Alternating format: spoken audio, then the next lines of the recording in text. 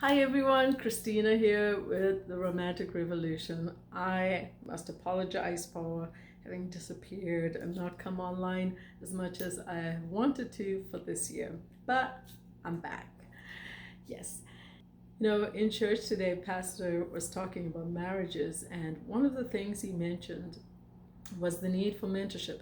And he said that couples who are seasoned and successful in their marriages should take under their wing young couples and mentor them and groom them, I guess.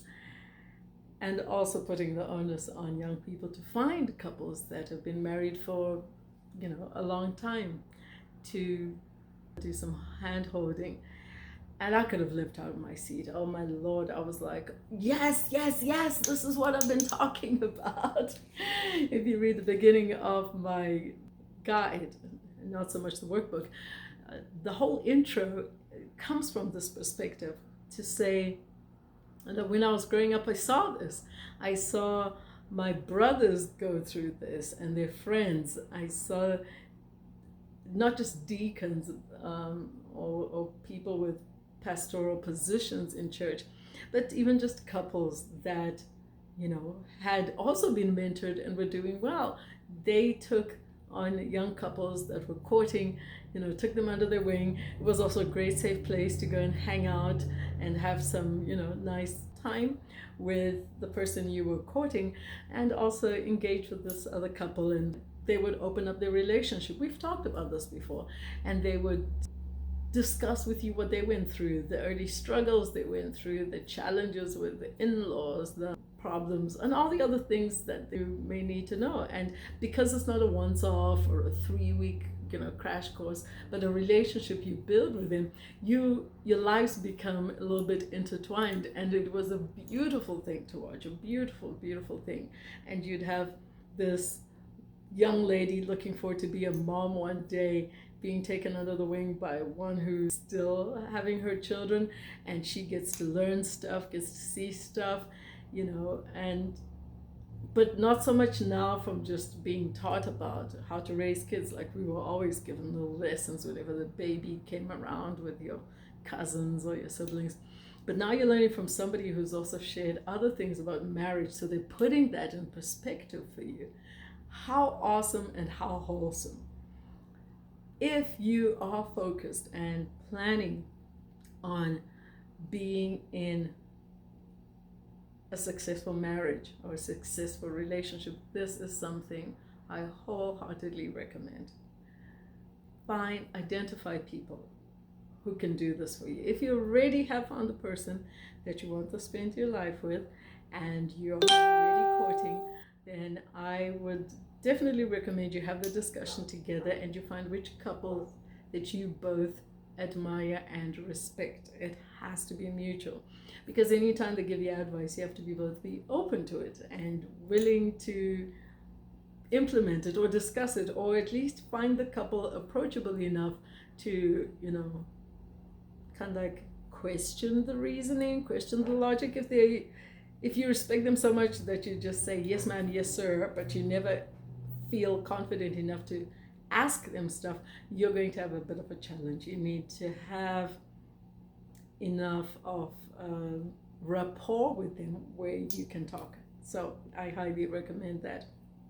The other thing is, if you are not in a relationship yet, well, why wait until you're in a relationship to get a little bit more of that insight and that counseling? If you do know a great couple, you can just let them know what your plans are, and they can tell you, this is what I focused on. This is what I started to work on before I started dating. How are these plans in your life? Have you looked towards this? Have you invested in this? We invested in this, and so forth and so forth. So don't wait until you have your partner. If you have that vision, then there's plans you can make in advance of being married. So you may not have done it for your New Year's resolutions. Hey, New Year's resolutions get updated all the time. All the time. So get that into your plan now and think about who it is that you could find that you mutually gravitate towards. If you're already in a relationship with somebody, great. If you're in a relationship with somebody and that relationship does not work out, and let's say somebody from your church, and the couple that you had found to mentor you are also from your church, you may feel a bit uncomfortable about bringing the next person you're with to them. This is something you need to discuss with them so that they can be there with you. They may have now got more understanding about you from your first relationship. So don't feel that you have to ditch them. It happens often in a divorce that people feel that friends have to choose a side and so forth. This shouldn't be the case with your marriage mentors, let's call them that. So I'm looking forward to hearing from you guys, how successful you're being in this. Now, it's going to take a whole paradigm shift for people who've never really had that, because you may feel there's people, you're asking us to have people interfere in our marriage, to become busybodies, and why should we have to tell other people all our issues? It's not like that. But again, find people who themselves are honest. They themselves hold themselves accountable, and they are accountable to others. And they value integrity and confidentiality. The last thing you want is to have people running around with your business. And there is that risk. I can't recommend this without talking about that. There are people, and I've been there where I've been hurt. They term it church hurt these days, where you've been hurt in the church. And I know how badly that hurts. In fact, I wound up stopping going to church for a season. I thought it was for a moment, and it wound up being for longer than that. And my life totally derailed, and it took years before I got back on track. So I do caution you, if you have gone through that church hurt, or if you think you've made the wrong match up with your mentors, understand that people are human. Have the grace to understand that people can make mistakes, even pastors and people in ordained positions. Forgive and find it in your heart to move on. Secondly, I do recommend, if you feel that that's too risky, then I'd say, well, then go with counselors. Go with licensed counselors, therapists who feel who are bound by professional ethic and etiquette to keep your confidentiality. I may have mentioned this before, that when I was in the Bahamas, they did have marriage counseling. They didn't call it that. I think they called it marriage seminars. And they encouraged not only people just courting, but as well as married people, as well as single people who were not in a relationship, to come. They said, why come when you now have picked somebody and it may be the wrong person for you? Come now so that you can find out what it is we try to teach you about when you come into premarital counseling.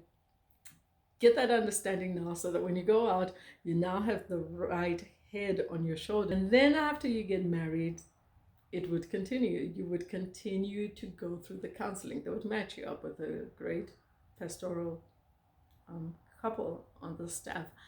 And marriage counseling was something that was not seen as a remedy for when things go wrong. It was something that was highly recommended to start at the beginning of the relationship and to go with the relationship all the way through, so that there's no reluctance to come to counseling, so that there's no stigma or things that bad that we have to go for counseling, and also so that people don't tend to wait until things go bad to go to counseling. But you've always had the counseling, so things can be caught in the early stages, as long as you're open and vulnerable and sincere. There's no point lying to the people helping you, and I trust that you will be led to the people by faith who won't betray your trust and who won't lie to you either. Once again, anybody you approach, even if it's a coach like myself, don't feel reluctant to ask them their credentials or their area of expertise. If you ask them politely, it shouldn't come across wrong or be offensive. Like for me, I don't coach on how to attract the opposite sex. I don't coach on dating in the secular concept of the term. I coach more on how to get your mind right, how to detox from the past, how to reset your priorities, how to discover yourself and figure out what is best for you in a relationship, and therefore what kind of a person you're looking for. Really, the exterior is not a focus for me. The interior is, and that alone, the qualities that the person portrays or that they possess, those qualities go a lot further to eliminating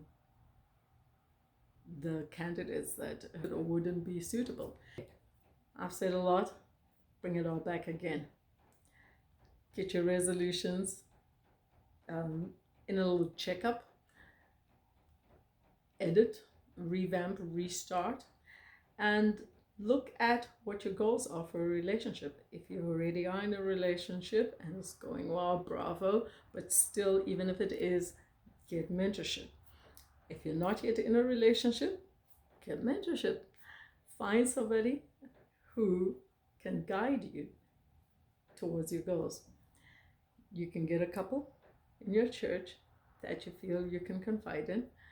You can get a professional, a marriage counselor, or somebody in your community who you feel can give the kind of wisdom and objectivity required to both of you in your relationship. So that is what I recommend, and I do recommend that you ask them where their strengths are when it comes to relationships. If you feel that somebody who is not in a relationship or hasn't never been married or is not married or a divorcee is not qualified in a certain area, then go find somebody else. Pretty simple. But remember also that there are people who go and get official training for this. They get trained to be counselors, and they get licenses to be counselors and marriage therapists. So looking at their own personal life, I don't know why this only happens in this field. People don't look at doctors and say, yes, you got a medical certificate, but you don't look so healthy, what's your health score? But it happens with coaching, and everyone says, what's your relationship like? Is your relationship successful? I'm not a marriage counselor.